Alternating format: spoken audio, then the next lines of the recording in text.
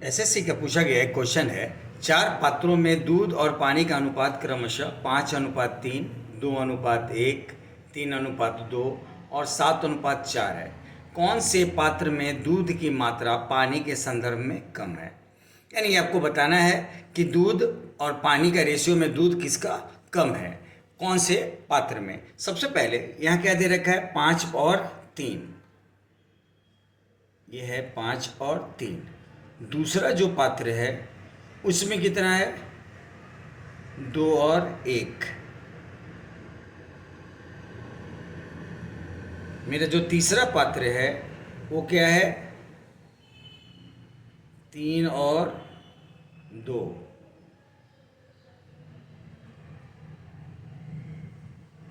और जो चौथा पात्र है उसमें क्या है रेशियो, 7 और 4 का।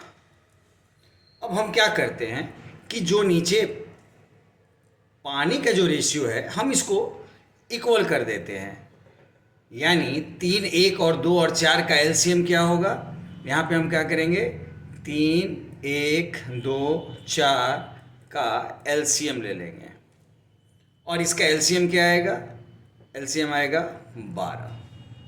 अब 3 से 3 चौके 12, 4 से हम 5 में गुना कर देंगे तो क्या आएगा, 20। अगेन यहाँ 12 से 2 में गुना कर देंगे तो 24। तीसरा 2 से, ये 6 में 3 से गुना कर देंगे तो 18। और चौथा 4, 3, 12, 3 से 7 में गुना कर देंगे तो 21। अब इस चीज को आप ऐसे लिख सकते हैं, कैसे, तो 20/12। दूसरा हम लिख सकते हैं 24/12। तीसरा हम लिख सकते हैं 18/12 और चौथा हम लिख सकते हैं 21/12। अब यहाँ 12 लीटर पानी में 20 लीटर दूध है, यहाँ 12 लीटर में 24 लीटर दूध है, और यहाँ 12 में 18 लीटर दूध है, और यहाँ 12 लीटर पानी में 21 लीटर दूध है। तो सबसे कम किस में है, 12 लीटर पानी में 18 लीटर जो दूध है ये सबसे कम वाला है, यानी इसमें पानी के रेशियो में दूध की मात्रा बहुत ही कम है। और ये मेरा क्वेश्चन कह रहा था कि मेरा कौन सा है, तीसरा पात्र है, और तीसरा पात्र वाला क्या है, यानी इसका आंसर होगा 3:2 वाला। यानी ये जो पात्र है इस पात्र में दूध का रेशियो पानी की तुलना में कम है। यहाँ पे आपके सामने सीधा दिखाई दे रहा है, 18 दूध में 12 पानी है, जबकि सब में दूध की मात्रा ज़्यादा है। इसीलिए मेरा आंसर क्या हो जाएगा, ऑप्शन नंबर सी। एक क्वेश्चन है, 5, 6, m और 4 पूर्णतः 11 से विभाज्य है, तो m का मान क्या होगा। सबसे पहले 11 से विभाज्यता का नियम जो होता है वो क्या होता है, 11 से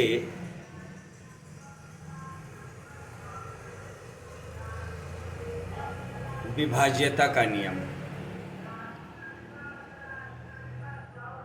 यदि हम देखें तो ये नियम क्या होता है, संख्या के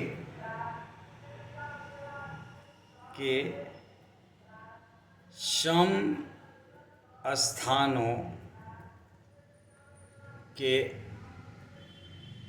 अंकों का योग और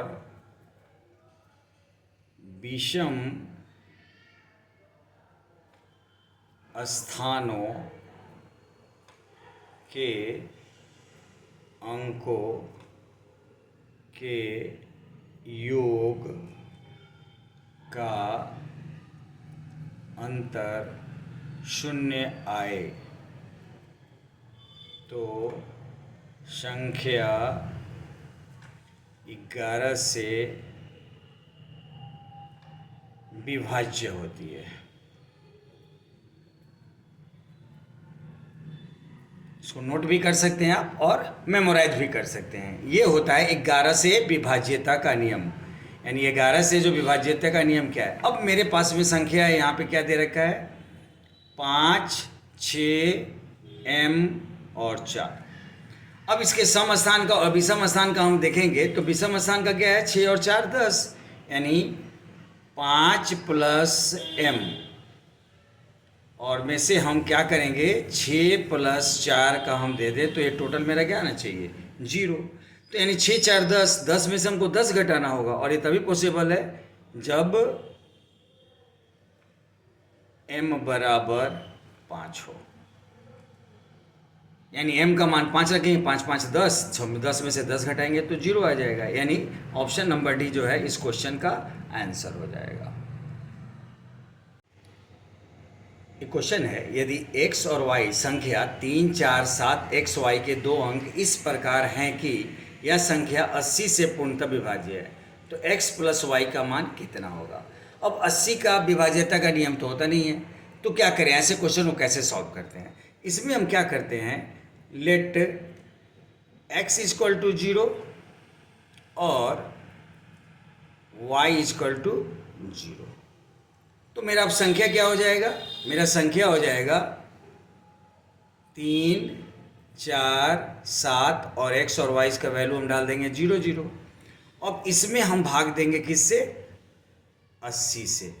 जब हम इसमें 80 से भाग देंगे तो हमको क्या मिलेगा, हमको मिलेगा 433.75 मिलेगा। अब हम क्या करते हैं कि निकटतम पूर्णांक को लेते हैं, निकटतम पूर्णांक लेने पर, जब निकटतम पूर्णांक लेने पर क्या होगा, निकटतम पूर्णांक जो होगा इसका वो क्या होगा, 433.75 का निकटतम पूर्णांक होगा 434। अब मेरा संख्या क्या हो जाएगा, अब मेरा जो संख्या होगा वो 434 में हम 80 से गुना कर देंगे, यानी अपने भाजक से गुना कर देंगे। तो इसका वैल्यू जो आएगा वो आएगा 3 4 7 2 0, यानी इसको जब गुना कराएंगे तो आएगा 347, यानी 3 लेना जाए यहाँ पे 34,720 आ जाएगा। अब मेरा x बराबर क्या होगा, इसीलिए x बराबर हो जाएगा मेरा 2 और y बराबर क्या हो जाएगा 0। अब हमको बताना है x + y, तो x + y बराबर क्या होगा, x मेरा है 2 और y है 0, यानी 2 में 0 को जोड़ेंगे तो 2, यानी ऑप्शन नंबर ए जो है ये हमारा आंसर हो जाएगा।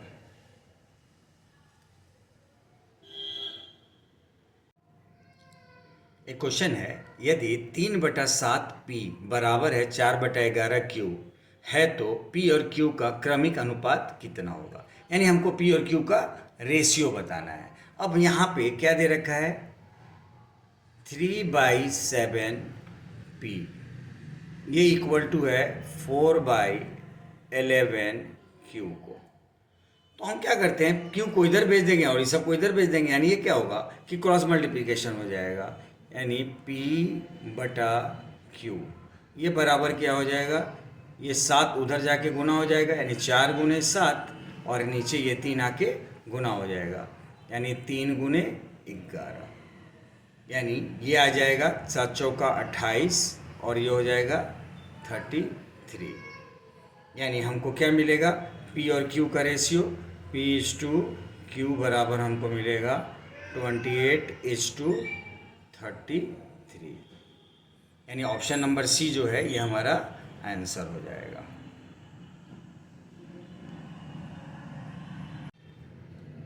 एक क्वेश्चन दिया हुआ है, यदि p/q/r बराबर है 2:3:5, तो p + q/q+r/r + p का मान क्या होगा। आपको ये बात पता होगा कभी भी, जैसे p/q/r का वैल्यू यदि 2:3:5 दे रखा है, इसका ये मतलब होता है कि p = 2 या p = 4, कुछ भी आप रखें, लेकिन सेम एक ही रेशियो में रखना है, या फिर इसको आप रख लीजिए 2x, कोई फर्क नहीं पड़ता है इसको कांस्टेंट करें या ना करें। q को क्या हो जाएगा, ये 3 या = 3x, कुछ भी रख लीजिए, या r इक्वल टू 5 या फिर 5x, या तो हम इसको कांस्टेंट कर दें या फिर न करें, कोई फर्क नहीं पड़ता है। अब हमको निकालना है p plus Q, q plus R, r plus P. तो p प्लस क्यू मेरा कितना है, p है मेरा 2 और q है मेरा 3, तो 2 प्लस 3, ये किसका रेशियो है अगला, q प्लस आर, q 3 है और r है 5, यानी 3 प्लस 5, फिर is to r plus P, r मेरा है 5 और p है मेरा 2, यानी 5 प्लस 2, यानी ये कितना आ जाएगा 5:8:7, यानी ऑप्शन नंबर ए जो है ये हमारा आंसर हो जाएगा। एक क्वेश्चन है 300 से 650 तक ऐसी कितनी संख्याएं हैं जो 5 और 7 दोनों से पूर्णतः विभाज्य हैं। ऐसे क्वेश्चन को सॉल्व करने के लिए सबसे पहले जो 5 और 7 ये दोनों जो भाजक हैं 5, 7 का हम एलसीएम लेते हैं, क्योंकि एलसीएम वही संख्या होगी जो इन दोनों संख्याओं को से विभाजित होती है। यानी 5 और 7 का एलसीएम क्या आएगा 35, चूँकि दोनों प्राइम नंबर है मल्टीपल कर देंगे तो 5 7 35 ही आएगा। अब हम सबसे पहले 1 से 650 तक की संख्याएं निकालते हैं, और वो संख्याएं कौन सी जो 5 और 7 से विभाजित हो जाएं। तो इसके लिए हम क्या करेंगे 650 में हम भाग देंगे किससे 35 से, मैक्सिमम बार में। तो जब आप मैक्सिमम बार में देंगे तो ये 18 मैक्सिमम बार में इसमें भाग लगेगा, ठीक है ना। ये अधिकतम बार यानी मैक्सिमम, ये मैक्सिमम इसमें भाग लग सकता है। अब उसी तरीके से हम क्या करेंगे 1 से और 300 तक की संख्याएं,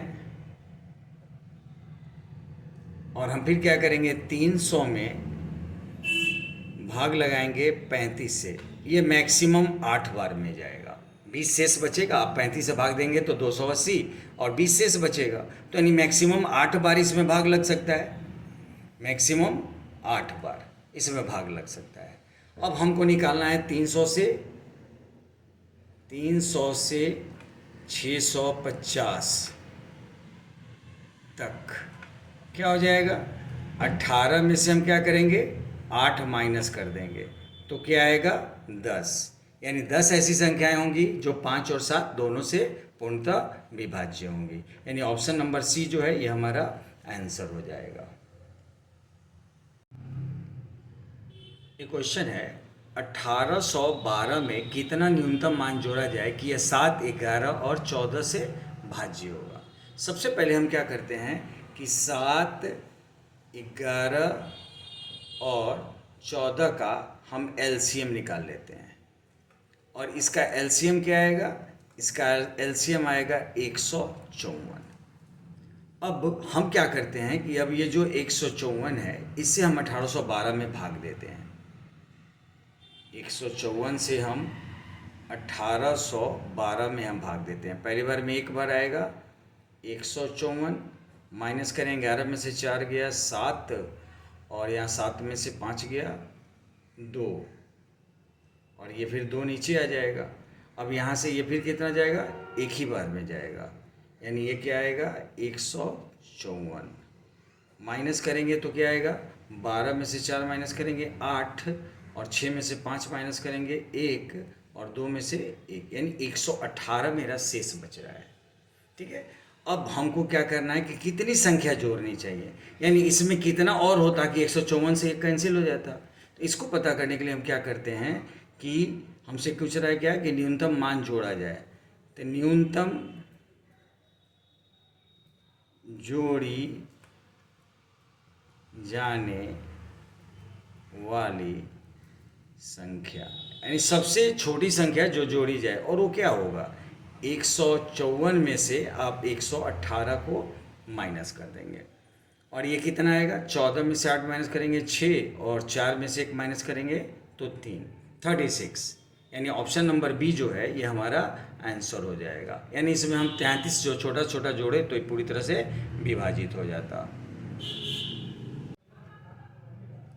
एक क्वेश्चन है 5000 को किस सबसे छोटी संख्या से विभाजित किया जाए जिससे वह एक पूर्ण वर्ग बन जाए।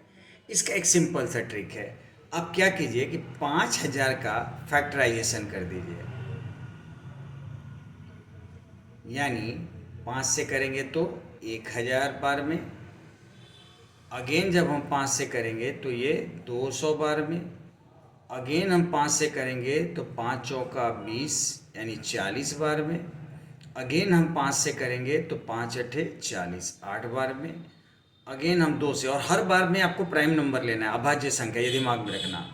तो 2 चौके 8 और अगेन फिर 2 दूना 4, यानी हमको ये क्या मिल रहा है, 5 गुना 5 गुना 5 गुना 5, 4 बार 5 हो गया, और 2 गुना 2 गुना 2। आपको पता होना चाहिए कि पूर्ण वर्ग संख्या में हमेशा क्या होता है कि जो भी फैक्टर्स होते हैं उनका पेयर होता है। तो इसका एक पेयर हो गया, इसका एक पेयर हो गया, इसका एक पेयर हो गया, सिर्फ 2 का पेयर नहीं है। यानी जिस संख्या का पेयर नहीं होता है उसको हमको हटा देना है, और हटाने के लिए क्या करेंगे, हम इसमें 2 से भाग देंगे तो 2 से 2 कैंसिल हो जाएगा, यानी आंसर मेरा क्या हो जाएगा, ऑप्शन नंबर ए। यानी जिस भी फैक्टर का जो है आपको पेयर नहीं लगता है, बस उससे हटा दी। मान लो पे यहाँ पे यदि कोई और फैक्टर 3 भी रहता है जिसका पेयर नहीं है, तो 3 दूना 6 आंसर हो जाता है, यानी 6 से हम इसमें भाग लगा देते हैं। लेकिन चूंकि यहाँ एक ही संख्या है जो 2, जिसका यहाँ पे पेयर नहीं है, तो हम इसी 2 से इसमें भाग लगा देंगे तो ये कैंसिल हो जाएगा। इसलिए ऑप्शन नंबर ए जो है वो हमारा आंसर हो जाएगा। एक क्वेश्चन है, 1200 को किस सबसे छोटी संख्या से गुना किया जाए जिससे वह एक पूर्ण वर्ग बन जाए। इसमें क्या करते हैं, इसका भी बहुत ही सिंपल सा ट्रिक है। जो 1200 दे रखा है आप इसका फैक्टराइजेशन करिए। सबसे पहले 3 से, 3 चौके 12 यानी 400, फिर इसको हम 2 से करेंगे, 2 दूना 4 यानी 200, फिर इसको हम 2 से करेंगे यानी 100, फिर हम इसको 2 से करेंगे 50, फिर इसको हम 2 से करेंगे 25। जब तक एक फैक्टर कोई भी उठाएंगे उस फैक्टर से जब तक भाग लगे आप देते रहना, तभी आपको पेयर बनेगा, और हमेशा प्राइम नंबर को लेना है। अब यहाँ हम क्या करेंगे, 5 पचे 25, यानी हमको क्या मिलेगा, 3 इंटू 2 इंटू 2 इंटू 2 इंटू 2 और इंटू 5 इंटू 5। अब यहाँ इस 5 का पेयर है, इस 2 का भी पेयर है, इस 2 का पेयर है। अब सिर्फ एक 3 का पेयर मेरे पास नहीं है, तो 3 का पेयर बनाने के लिए हमको क्या करना पड़ेगा, हमको फिर गुना 3 करना पड़ेगा इसमें, तो ये 3 का पेयर जनरेट हो जाएगा। तो पूछ रहा है कि छोटी से छोटी संख्या जिससे गुना किया जाए, तो किससे गुना करेंगे, 3 से गुना करेंगे, यानी ऑप्शन नंबर बी जो है वो मेरा आंसर हो जाएगा। क्योंकि जब से हम 3 से गुना करेंगे 3 का भी पेयर बन जाएगा और एक पूर्ण वर्ग हो जाएगा। इसलिए ऐसे क्वेश्चन को हमेशा इसी ट्रिक से बनाना सबसे फायदेमंद होता है। एक क्वेश्चन है, यदि 2 7 n और 4 यहाँ पे 11 से विभाज्य है तो n का मान क्या है। संख्या मेरे सामने क्या दे रखा है, 2 7 n और 4, और ये 11 से विभाज्य है, तो हमको बताना है कि यहाँ n की जगह कौन सा वैल्यू आएगा। 11 का विभाज्यता का नियम क्या होता है, 11 का विभाज्यता का नियम होता है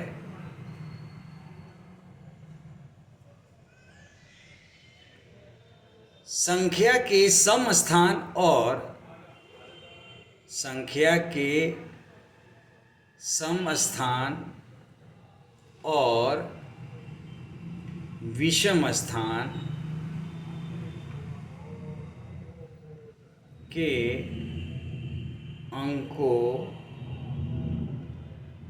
का अंतर यदि 0 हो तो संख्या 11 से विभाज्य होती है।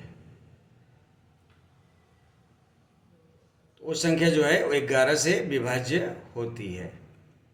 अब यहाँ पे क्या है, यहाँ जो संख्या दे रखा है, तो यदि हम इसके विषम अंक को देखते हैं और सम अंक को, तो सम अंक मेरा क्या है, 2 + n है सम स्थान का अंक, और माइनस यहाँ पे विषम स्थान पे क्या है, 7 + 4, और ये = 0 आना चाहिए।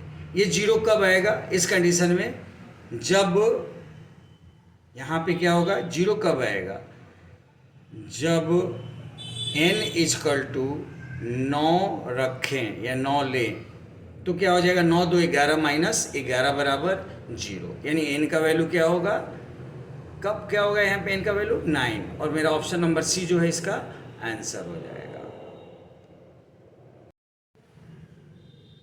एक क्वेश्चन दिया हुआ है 55, 100, 65 और 116 में से प्रत्येक संख्या में कौन सी संख्या जोड़ी जानी चाहिए ताकि परिणामी संख्या क्रमागत समानुपात हो। अब ऐसे के लिए एक ट्रिक फार्मूला होता है, क्योंकि यदि आप सब में x लेके और तब यदि निकालने चलेंगे, क्रॉस गुना करेंगे, x तो x स्क्वायर पे चला जाएगा, ये बहुत ही लंबा कैलकुलेशन होगा। तो इसके लिए एक जो ट्रिक होता है, वो ट्रिक क्या है, वो ट्रिक का फार्मूला आप नोट कीजिए। इसमें क्या होता है कि सबसे पहले यदि ये फर्स्ट है, ये सेकंड, ये थर्ड और ये फोर्थ है, यानी ये मेरा फर्स्ट है यहाँ पे यदि आप लेते हैं, और ये मेरा सेकंड है, 65 मेरा थर्ड है और 116 मेरा फोर्थ है। तो ट्रिक में हम क्या करते हैं, सबसे पहले सेकंड इंटू थर्ड और माइनस करते हैं, सेकेंड इंटू थर्ड माइनस करते हैं फर्स्ट इंटू फोर्थ,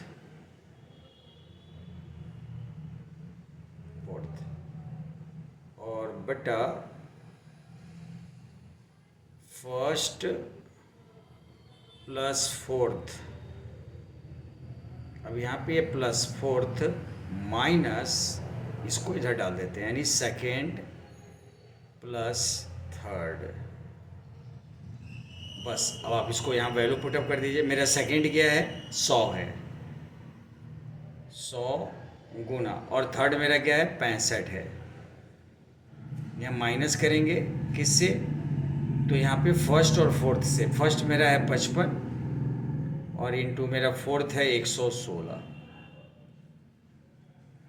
और ये बट्टा क्या होगा, फर्स्ट प्लस फोर्थ, यानी फर्स्ट है मेरा 55 और फोर्थ है मेरा 116, और माइनस सेकेंड मेरा क्या है, तो 100 और प्लस, और थर्ड मेरा क्या है, 65। बस इसको ही सॉल्व करेंगे और मेरा आंसर आ जाएगा। यानी ऊपर भी क्या हो जाएगा, 6500, और माइनस 55 में जब हम 116 से गुना कराएंगे तो ये आएगा 6380, और बटा यहाँ पे इसको ऐड करेंगे तो ये कितना हो जाएगा, 171, 6 5 11 1, और 5 1 6 और 1 7, यानी 171 माइनस 165। अब ये ऊपर में क्या आ जाएगा, 120 घटाएंगे तो, और नीचे में क्या आएगा, 5 और 1 6, 6 से इसमें भाग देंगे, ये 20 टाइम्स में कैंसिल हो जाएगा। यानी इस क्वेश्चन का आंसर हमको क्या मिलेगा, 20। यानी 20 वो संख्या है जिसको जोड़ने पर ये क्रमागत समानुपात हो जाएगा। यानी ऑप्शन नंबर ए जो है ये हमारा आंसर हो जाएगा। बस ये फार्मूला याद रखने की ज़रूरत है। अदरवाइज आप 55 प्लस एक्स, फिर 100 प्लस एक्स, फिर 65 प्लस एक्स, और फिर 116 प्लस एक्स लिखेंगे, फिर 55 plus X is to 100 X equal to, फिर 65 एक्स इज टू, फिर 116 एक्स, फिर क्रॉस गुना बट्टा करेंगे, फिर क्रॉस गुना करेंगे तो एक्स स्क्वायर में चला जाता है। ये लंबा कहानी होता है, इसीलिए उसके लिए ये फार्मूला याद रखना बहुत ज़रूरी है।